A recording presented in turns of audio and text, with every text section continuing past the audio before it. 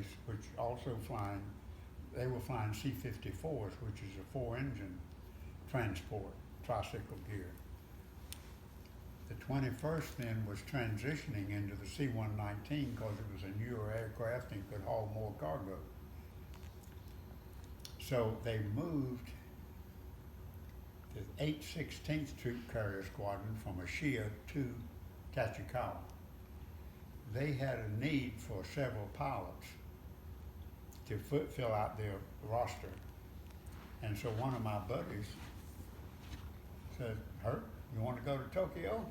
And I said, "I don't know, I hadn't thought about it." He said, "Well, we got a need, you meant to put your name in the hat for it." I said, "Yeah, why not?" So I signed up and they joined me up, and I ended up going the last year and a half to Tachikawa Air Base, still flying C-119s, but we were redesignated from the 816th to the 21st. And there's a lot of history you'll find around World War II in Korea with the 21st Troop Carrier Squadron. So, but while I was at Ashia, I've got a picture right now of what's left of a C-119 that they fished out of the ocean, and it might have been that aircraft, that it was down too low in the waves popping up and whatever, and having trouble with the navigation. He piled it into the ocean, and they fished out part of it, and it was laying out there in a scrap yard. And another one flying from Tokyo down to Ashia, the airway goes like this, and then it turns and goes like that at a checkpoint. And sitting out here is a mountain higher than what you were flying. And he checked in over the checkpoint. They found him about a week later in the side of the mountain, so they figured it was late at night, everybody's groggy and tired, and they checked in, but they forgot to turn. That's what they concluded, and he just kept going, and that took him into the mountain. So we lost a few aircraft over there, but thankfully not many. But the C-119 had reversing props, and a lot of the airfields we operated out of, due to the size of the aircraft, they were so short we couldn't really function to get in and out of them. But the aircraft had what they call reversing props.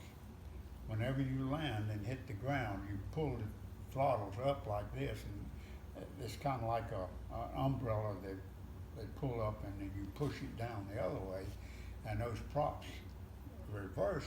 Now, rather than pulling you forward, they're trying to push you back.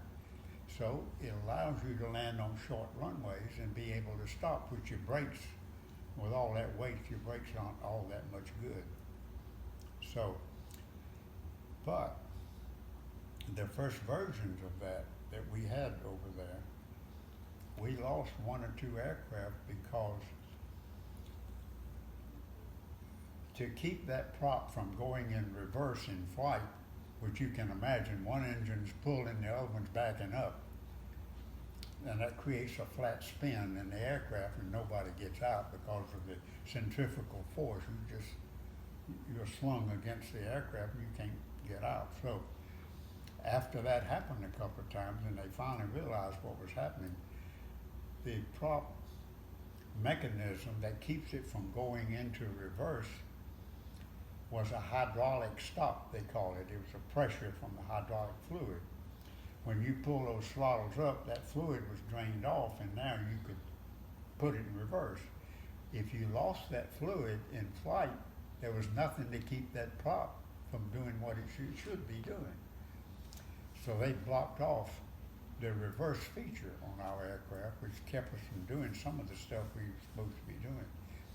So they modified it, and they kept the hydraulic stop. They put a mechanical stop in there, as well as a switch on the oleo struts, which is the pin for the landing gear, that had to be compressed. In other words, the wheels had to be on the ground in order for you to be able to reverse those props.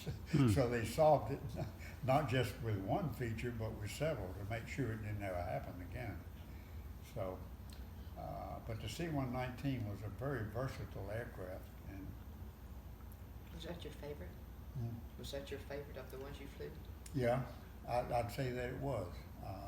And it was a lot of landings that we would make at, sometimes you're going into an airfield, especially over an area like Japan and Korea, that the weather was down and it's below the minimums at which you're supposed to land the aircraft. But if you didn't have anywhere else to go, because that's an island and it's 1,000 miles away to something else. So you just have to go in and follow the GCA approach and hope the runway was there. And every time it counted, it was. I know times we'd fly training missions for partly for the pilot and partly for the GCA controllers, that they had to practice too, guiding aircraft in. And the way they did that, they could see you on their screen.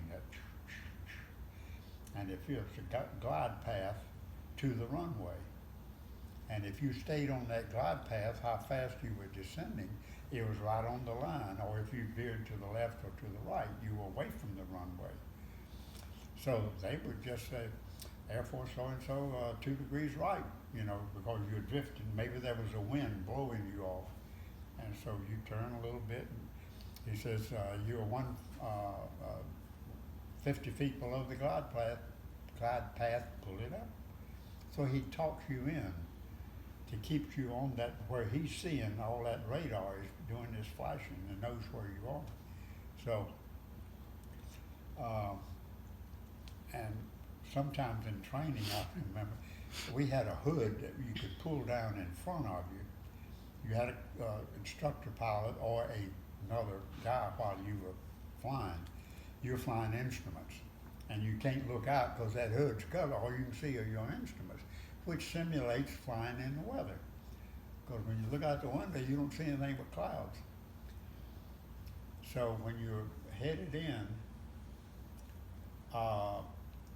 and if something went wrong, the guy over here, he can see, and so he can take over or pop the hood or whatever.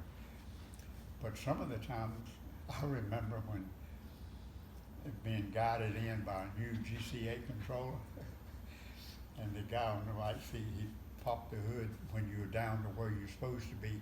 They would say, okay, take over and complete your full stop landing. And that meant that's all he could do. You were down now where he couldn't help you anymore. So it's up to you, and hopefully you had broke out of the weather so you could see the runway.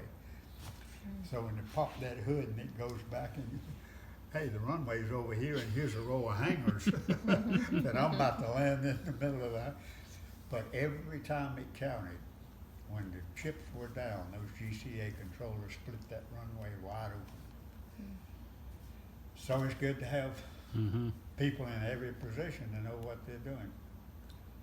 And everybody has to learn. So, but one time going into Formosa to one of the remote air bases there, and the weather was down and the mountains were sitting all around it, and you had to be guided in through the mountain pass to get down to where the runway was, and the weather was down below minimum. 100 feet and a quarter of a mile was the lowest you're supposed to go. If the weather's lower than that, you're supposed to break off and go to another airfield. And of course, those minimums would change. You know, you could be coming in on 100 feet and a quarter, and by the time you got down to the runway, it could be down to 50 feet and zero. So you kind of left hanging out. But I remember one time going into Formosa, the GCA controller was a Chinese nationalist, because they had air bases in that. And he was, Air Force, turn right, 522.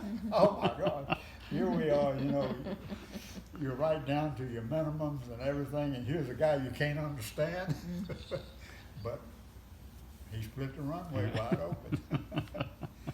You win some, you lose some, and some get rained out. Would they fly with one engine? Yes. The old C-82, which looked almost identical. You saw one of those out at Wyoming when we were on our western trip. Looks a lot like that aircraft. It would barely fly on one engine. If you had much fuel load or anything, it couldn't maintain it. The C-119 got a bad reputation from that aircraft because it lost a lot of those due to it being underpowered and so forth. But this aircraft, the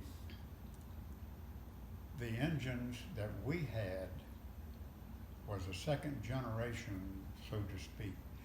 The first C-119s had an R-4360 on it, which is the same engine the B-29s had that bombed Tokyo, and also the B-36, the one that had 10 engines on it and so forth.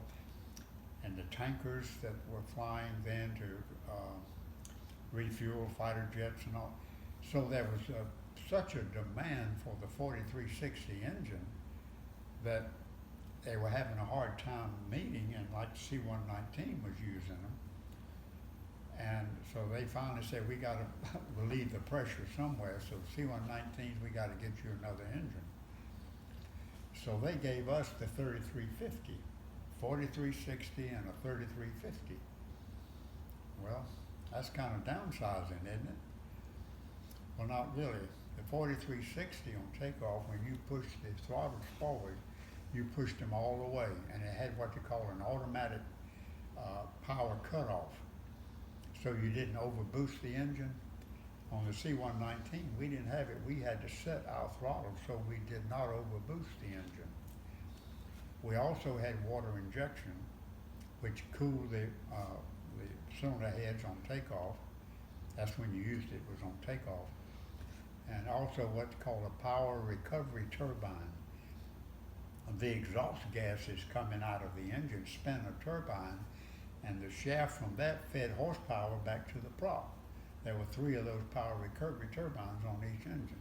So when you took those features and put it on a C-119, that 3350 was a better engine than the 4360. So we were lucky that we ended up getting that particular aircraft. And talking about flying on one engine, one of the guys in our squadron was in Korea, had loaded up a real, let's see, was it 20,000 pounds, I think, was our design payload. You know, it's what you could haul, put in the back end to haul around. And so, but most of the time we flew overgrossed, as they call it. We were flying with 25 and 30,000 pounds in it. And so he took off out of Korea, and one other factor. Many aircraft that would fly well on a single engine, or if it was a 4 engine on 2, would fly well unless you drop the landing gear. The drag that the landing gear puts on an aircraft puts so much more load on the engines trying to keep it airworthy. So you would always keep your gear up until it was time to land if you were having to perform on a single engine. Well, and this guy took off, and right about the time he broke ground, he lost his right engine. His landing gear had not been retracted yet. He was overgrossed.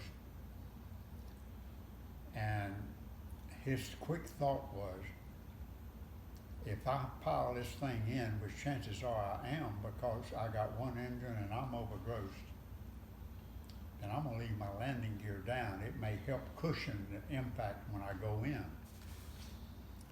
And he had water injection on and everything, and overboosted that other engine. He put it to the firewall. And whenever you bank an aircraft, you lose lift. So you got your most lift like this. When you start banking, then you begin to lose that lift. So it has to be offset by horsepower from the engines to pull you around. Well, So he knew that if he banked very much, that was gonna be payday. So he just banked it very slightly and went way out across the rice paddies and way on around and came on back. And you know, he left his gear hanging. Now here's an aircraft with one engine, overgrowth, and landing gear hanging. And he put it back on the runway. Mm. And these fins right under here, to show how low he had gotten, he had telephone wires hanging off. Well, you know, he was just skimming the surface. Mm. But when they got it back and they, as they call it, pulled the sump plug on that engine, it had metal filings in it. Now that engine was gone, but it got him back on the runway. It was no good anymore for anything else. Yeah. So when they talk about single engine performance, the old C-82 would hardly stay in the air without a load. And that thing would do that kind of performance. That's why we fell in love with that engine, the R3350. You could overboost it, and with water injection and those power recovery turbines. The Navy had a fighter called the AD Skyraider that used those engines. A single one. He was a fighter and a ground support. One of them landed in Korea, and you know, because of carrier aircraft, they fold the wings. And so, in order to get into the parking area there on the airstrip in Korea, so he could get refueled, he folded his wings because there was all kind of mess sitting around. He got his fuel, he taxied back out, and he asked the control tower was a guy in a Jeep sitting off the side of the runway and cleared him for takeoff, which were incidental. It really wasn't that much control that they were doing anyway. So because those wings folded back here, they weren't like this. He forgot he hadn't put his wings back down. And when he got down the runway and that thing wasn't lifting off, oh my gosh. He said that R3350 lifted that aircraft off the runway with the wings folded. Gosh. So that was another one of those wild stories that happens with all Yeah. that out there going on. Yeah. But anyway,